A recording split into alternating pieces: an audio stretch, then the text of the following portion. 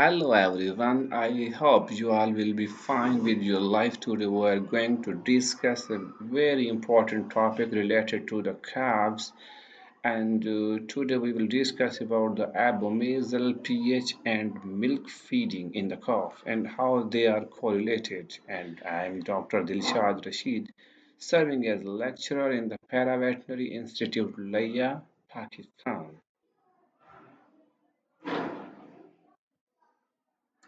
So,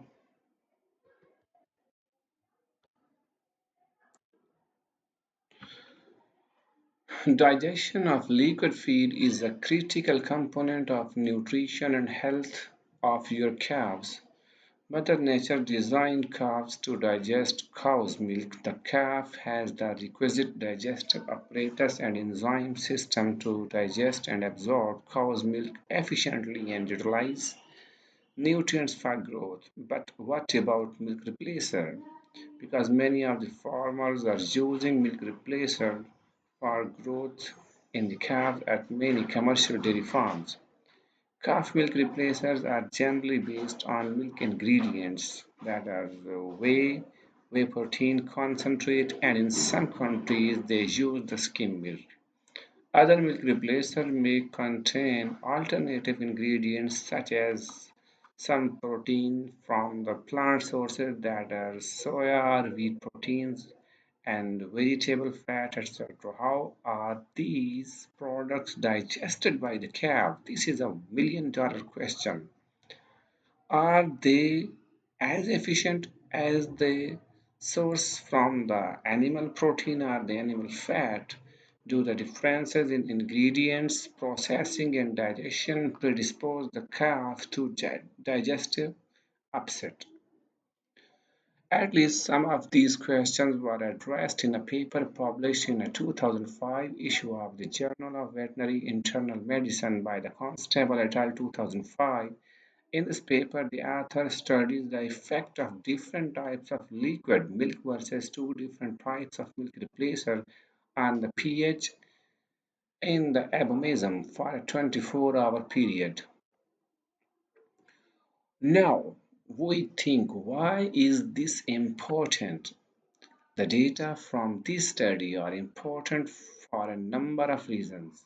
First, if we understand the effect of the kind of liquid we feed to calves on how it might influence the digestive system, we can understand if one type of feed might predispose a calf to enteric disease such as abomasal plot. This is the very common problem in the dairy or the beef calf. Secondly, the way the liquids are digested can have a big effect on the growth and health of the calf.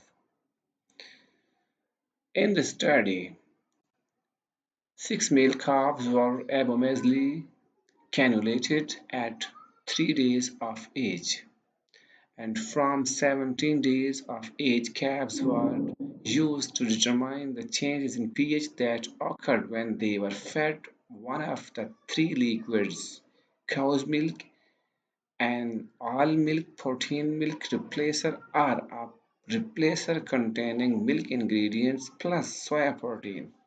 A pH electrode was inserted in the abomasal cannula and pH was measured once every second for 24 hours. The researchers then followed changes associated with pH for a total of 24 hours. Changes in the pH. As can be seen in figure 1, there was an immediate changes. Figure 1, there was an immediate change in the abomasal pH when calves were fed. The pH increased from about 1.5 to approximately 6.0 within 15 minutes of feeding. This naturally occurs when calves are fed twice daily, since they tend to consume all of their feed in large meal.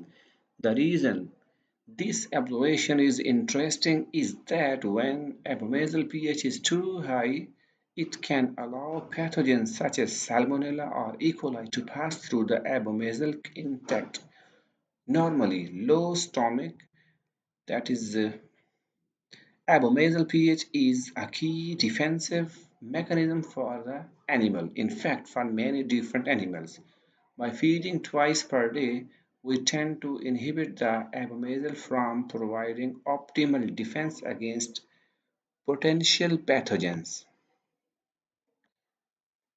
Now look at the figures which showing on the horizontal axis this is the time in hours from 0 to the 24 hours, and abomasal luminal pH is on the vertical axis on the left side, and it is from 0 to the 7.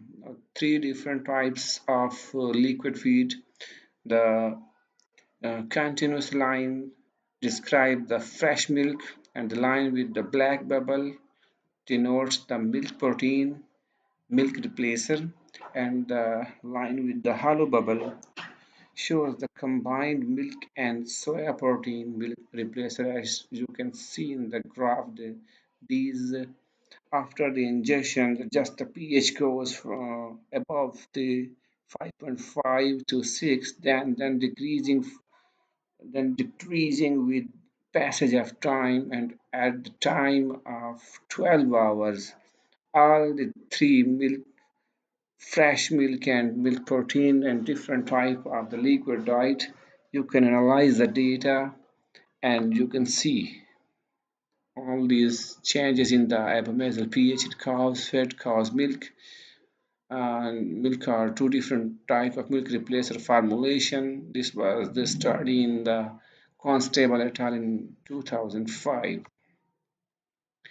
Another consideration is the risk of abomasal ulcer, which can occur when the pH of abomasum remains too low for an extended period of time. This was a primary consideration of the researchers in this study. There were important differences between cow's milk and the milk replacer. All feed tend to peak at approximately pH is equal to 6 at the first feeding, but the pH in abomasum of calves fed cow's milk tend to decline faster than that of cows fed either milk replacer. In fact, by the second feeding, the pH in the abomasum of cows fed cow's milk remained lower. The researchers also looked at the average pH over the total 24-hour period. The average pH was also consistently lower when cows were fed cow's milk and did not differ when cows were fed either milk replacer. You can see next slide in the table 1. This table describes the characteristics of abomasum of cows fed cow's milk or milk replacer based on all or milk and soya protein.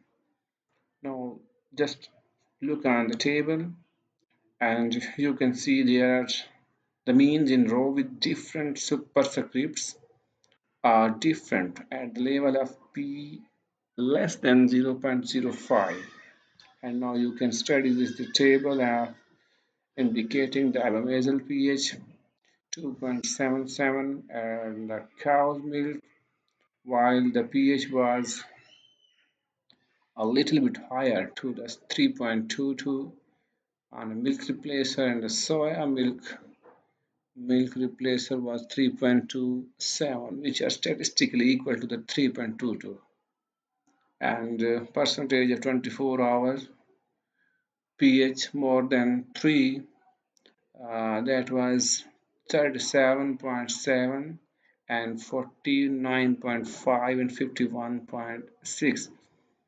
Uh, Here you can say the two milk replacer are statistically equal, but the cow milk is a little bit lower. And when percentage of 24 hours more than 4, this was the period when again the cow's milk was in the lower value while the two other milk replacer was statistically equal, and hence you can say the result mentioned in the previous slides are described in this slide. Now what's going on in the abomasum once the calf drinks a meal of milk or milk replacer and the pH increases, as you can see in figure 1. The organism is going to respond to that meal by beginning to secrete acid and digestive enzyme to begin the process of digestion. Calves secrete the enzyme chymosin that is also known rennet, which causes casein to clot in the abomasum. In this study, both milk replacer contained no casein. Note that most calf milk replacers sold in the US do not contain casein. Milk replacers sold in other countries with skim milk may contain variable amounts of casein. In the present study, when calves were fed cow's milk, secretion of chymosin by the calf would cause the casein in milk to clot. This clot, which would contain amount of casein, that is protein as well as fat, would be released more slowly from the abomasum than the whey protein or soy protein in the two milk replacers used in the study. The part of cow's milk that's left after clotting is mostly whey and mineral. This material can have quite a low pH, which can be positive, that is, reduce risk of transfer of pathogen or negative induced abomasal ulcers. Now, because of the differences in feeds used in the study, there are some big differences in the characteristics of the abomasum outlined in Table 1. For example, the percent of time in 24 hours that the abomasum had a pH greater than 3 or 4 was consistently higher when calves were fed milk replacer compared to the cow's milk. The time, number of minutes it took for the abomasum to get back to pH is equal to 1 was much longer when calves were fed milk replacer compared to cow's milk. Generally, there were very few differences between the two milk replacer, which suggests that the type of protein used in milk replacer did not have a big effect on pH in this study. Now we are going to conclude what all this mean. The dramatic differences in pH caused by feeding two meals per day are clear in this study. It is also clear that the kind of feed that is fed to calves will affect how quickly the abomasum return to very low pH. Authors of this study hypothesized that when calves, especially beef calves, are left to nurse the dam and there is some disturbance in the pattern of nurses, for example, bad weather when calves are out on the ranges, the low pH caused by suckling cow's milk may lead to an increase in incidence of abomasal ulcer, which is a significant concern to many cattle producers. However, an evaluation of the pH data would suggest that lower pH in the abomasum of calves fed cow's milk is not necessarily a bad thing. Certainly, low pH is used by the body as a defensive mechanism. The longer that the abomasum pH is above 4, the greater the risk that pathogenic organism might be able to survive the abomasum and cause disease in the intestine of the calf. This all data was taken from the Calf Notes website by the Dr. Jim Quigley, and this is their quality and we pay special thanks to. And the reference of the paper by the Constable PDF and then N.A. Misk in 2005. The paper was Effect of Suckling Cows Milk or Milk Replacer on Abomasum Luminal pH in Dairy Cows. And I hope you have understand the idea between the liquid feeding and the effect later on the abomasum pH in the cows. Thank you very much.